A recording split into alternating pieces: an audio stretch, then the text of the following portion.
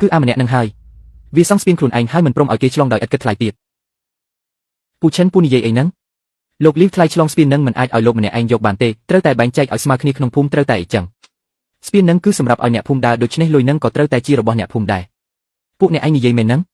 ចិនតាធំឯងសង់ស្ពានខុសច្បាប់ហើយយកលុយតាមចិត្តបែបនេះចាប់ខ្លួនវាទៅលោកលីវមានគេរីការឈ្មោះពិតមកហើយសូមលោកសហការជាមួយយើងដើម្បីពិនិត្យមើលពូឈិនស្ពាននឹងគឺខ្ញុំចំណាយលុយផ្ទាល់ខ្លួនអស់200000ឯណោះវិកេបត្រមានគ្រប់គ្រាន់គឺចំណាយលុយផ្ទាល់ខ្លួនពិតមែនតើបានយកថ្លៃឆ្លងស្ពាននឹងយូរហើយឬនៅមិនដល់2ខែផងបានលុយជាង10000បន្តិចបន្តួចប៉ុណ្ណោះរាល់ការចំណាយគឺខ្ញុំក៏ត្រាទុកទាំងអស់ឡានអ្នកណាឆ្លងថ្ងៃណាហើយតម្លៃប៉ុន្មានបានតែ10000ខ្មោចណាជឿលោកប្រកាសជាធ្វើបញ្ជីខ្លាំងៗហើយដើមទុន20000តែរកបានមិនដល់10000ផងតើអ្នកចង់ចែកអីចង់ចែកបំណុល19000ដែលខ្ញុំជំពាក់គេមែនទេអ្នកណាឲ្យលោកសង់ខ្លួនឯងយើងមិនបានសុំឲ្យលោកសង់ឯណាលោកនិយាយអីណានិយាយម្ដងទៀតមើលកុំស្ដាប់គាត់និយាយផ្ដេសផ្ដាសអីកែននេះអ្នកណាក៏ចេះធ្វើដែរមែនហើយគឺច្បាស់ជាមានរឿងមិនស្រួលហើយបើមិនចែកថ្លៃឆ្លងស្ពានស្មើគ្នាទេគឺត្រូវតែរុះរើវាចោលស្ងប់អារម្មណ៍ទាំងអស់គ្នាលីងយួនលោកជួយសហការជាមួយពួកយើងផ្អាកការប្រើប្រាស់ស្ពាននេះសិនទៅពួកអ្នកនៅមានសិទ្ធិសម្បត្តិខ្លះទេហ្នឹងផ្ទះខ្ញុំដើម្បីសាងសង់ស្ពានមួយញឹងសំបីតែថ្លៃសិក្សារបស់កូនក៏យកទៅចំណាយអស់ដែរពេលពួកអ្នកឆ្លងស្ពានហេតុអ្វីមិននិយាយអញ្ចឹង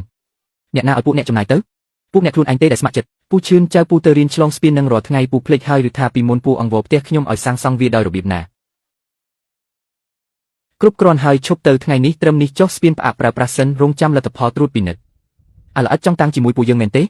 បើមិនចែកស្មើគ្នាទេគឺត្រូវរុះរើវាចោលឯងរើសយកទៅ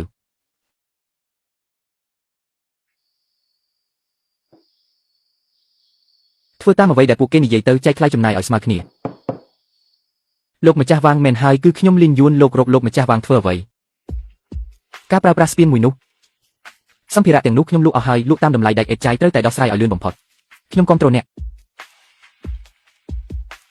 ចិត្តមនុស្សវាខូចអស់ហើយទោះបីជាលូស៊ីវទឺល្អយ៉ាងណាក៏គ្មានប្រយោជន៍ដែរបងយួនអរគុណច្រើនណាស់ដែលលើស្ពាននេះពិតជាស្រួលមែនដេកម្ដងទៀតទៅព្រោះក្រោយពីនេះទៅគឺលែងមានទៀតហើយ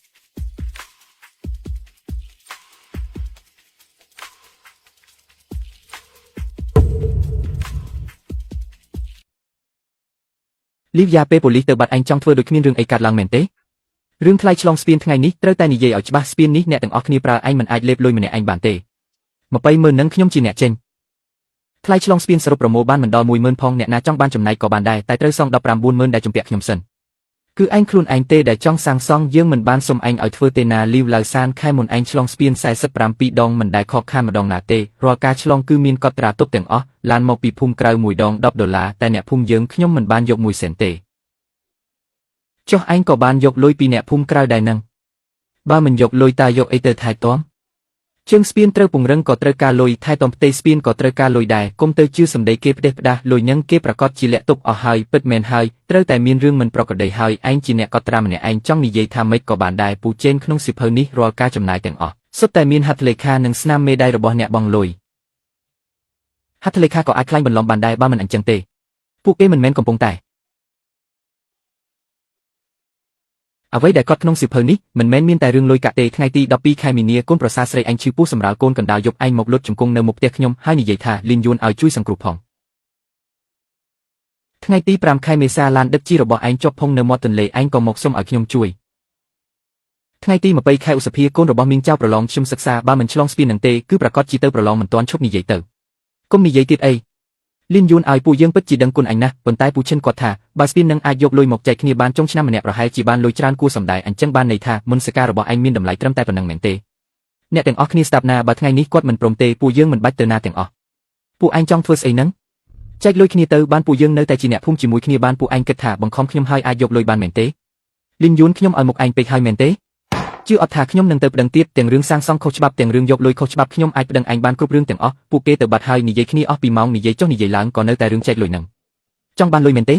ពួកគេកំពុងតែលេងល្បែងចង់ឲ្យខ្ញុំចុះចាញ់ហើយស្អែកព្រឹកនេះក្រុមរុះរើស្ពានខ្ញុំនឹងជួយអ្នករ៉ាប់រងរឿងនេះលុយ20000ហ្នឹងខ្ញុំជាអ្នកចេញម្នាក់ឯងហើយដៃពីការរុះរើស្ពានខ្ញុំនឹងលក់វាម្នាក់ឯងលើកនេះខ្ញុំត្រូវតែឲ្យពួកគេចងចាំថាផ្លូវមិនមែនធ្លាក់ចុះមកពីលើមេឃទេណា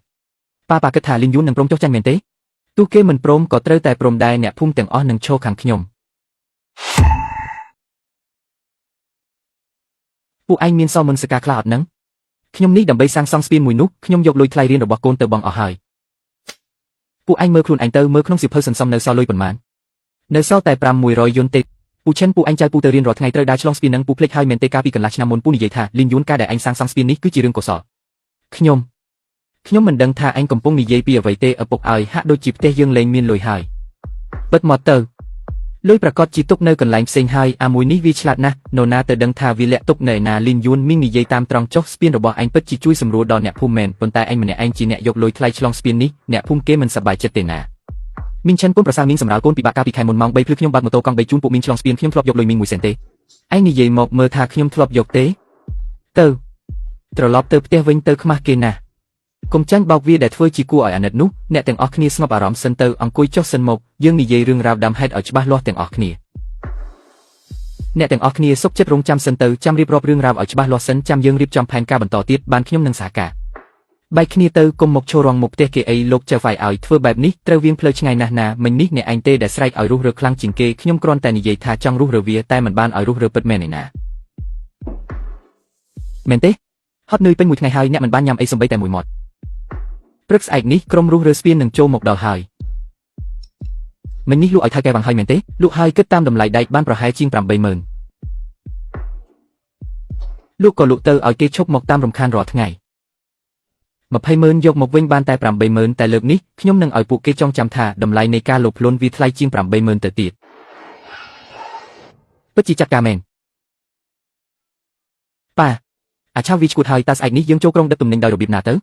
ខ្លាចអីឆ្ងាយបន្តិចមិនអីទេមិនប៉ុន្មានថ្ងៃវានឹងត្រឡប់មកដូចដើមវិញហើយរងចាំបន្តិចទៅ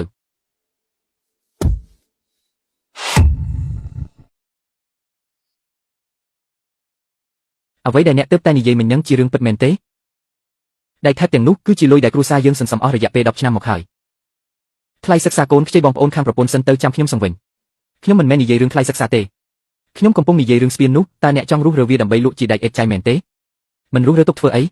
ចាំឲ្យឆេនឈឺនាំមនុស្សមកចែកលុយឬប៉ុន្តែយើងទ្រាំបន្តិចទៅពួកគេរុះរើទ្វារផ្ទះខ្ញុំដណ្ដើមសៀវភៅកណេខ្ញុំដណ្ដើមទីធ្លាផ្ទះខ្ញុំហើយអ្នកឲ្យខ្ញុំទ្រាំទៀតឬខ្ញុំគ្រាន់តែខ្លាចថាអ្នកដោយសារតែខឹងពេកធ្វើរឿងអ្វីដែលត្រូវស្ដាយក្រោយ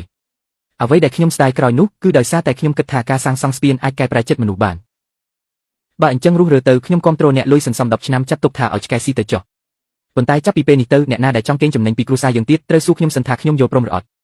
លោកលេនខ្ញុំទើបតែពិនិត្យមើលមិញដែកថែបទាំងនោះបើលក់តាមតម្លៃអេតចៃទីផ្សារគឺបានប្រហែល8-9ម៉ឺនប៉ុន្តែថ្នាំដែកនៅលើស្ពានរបស់អ្នកជារបស់ល្អខ្ញុំនិយាយការពិតប្រាប់អ្នកចុះបើលក់បន្តអាចបានលើសពី200,000យកបែបនេះចុះខ្ញុំឲ្យតម្លៃពិតប្រាកដអ្នកគឺ130,000ត្រូវរុះរើចេញក្នុងរយៈពេល3ថ្ងៃអ្នកពិចារណាឲ្យច្បាស់ទៅមិនបាច់ពិចារណាទេយកតម្លៃនឹងចុះតែមានលក្ខខណ្ឌមួយអ្នកនិយាយមកស្អែកភ្លឺភ្លាមត្រូវចូលការងារភ្លាមខ្ញុំចង់បានលឿនបានស្អែកម៉ោង5:00ព្រឹកក្រុមការងារនឹងទៅដល់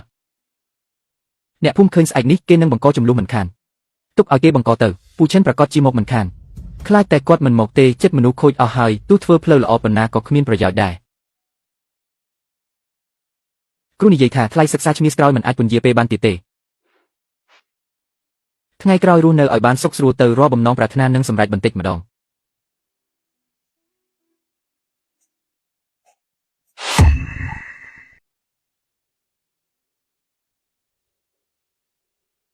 លោកម្ចាស់ថ្ងៃនេះមកលឿនម្លេះ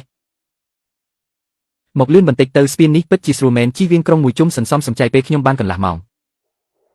បងលីខ្ញុំប្រញាប់បន្តិចណាហេតុអ្វីបានជាអ្នកភូមិគេមិនបាច់បង់លុយចុះពួកយើងម្ដងត្រូវបង់$10ស្ពាននេះខ្ញុំជាអ្នកចេញលុយសាងសង់អ្នកភូមិខ្ញុំមិនយកលុយទេចុះអ្នកឯងចេះបែងចែកច្បាស់លាស់ណាស់បងយួនខ្ញុំបានរឿងកាលពីម្សិលមិញហើយពូឈិនធ្វើហួសហេតុពេកហើយខ្ញុំប្រាប់បងណាខ្ញុំមិនបានទៅបង្កចំនួនជាមួយពួកគេទេខ្ញុំគ្រាន់តែមកមើលថាស្ពាននៅទីនោះឬអត់នៅសល់20នាទីទៀតបងយួនទៅណាឡានថ្មីទើបតែទិញម្សិលមិញទើបដាក់ស្លាកលេខរួចថ្ងៃក្រោយទៅធ្វើការត្រូវឆ្លងស្ពាននេះរាល់ថ្ងៃបងយួនអរគុណច្រើនណាស់ស្ពាននេះជិះស្រួលមែនជិះម្ដងទៀតទៅថ្ងៃក្រោយលែងមានទៀតហើយលោកគ្រូបន្លែក្នុងឡានខ្ញុំនេះត្រូវតែទៅដល់ម៉ោង9ចូលឆាប់ឡើងកុំអីគេទៅមិនទាន់ទេឆាប់ទៅឯងនឹងកុំធ្វើមុខស្អុយអីអ្នកទាំងអស់គ្នាដែលឆ្លងស្ពានក៏ព្រោះតែនឹកគុណឯងដែរ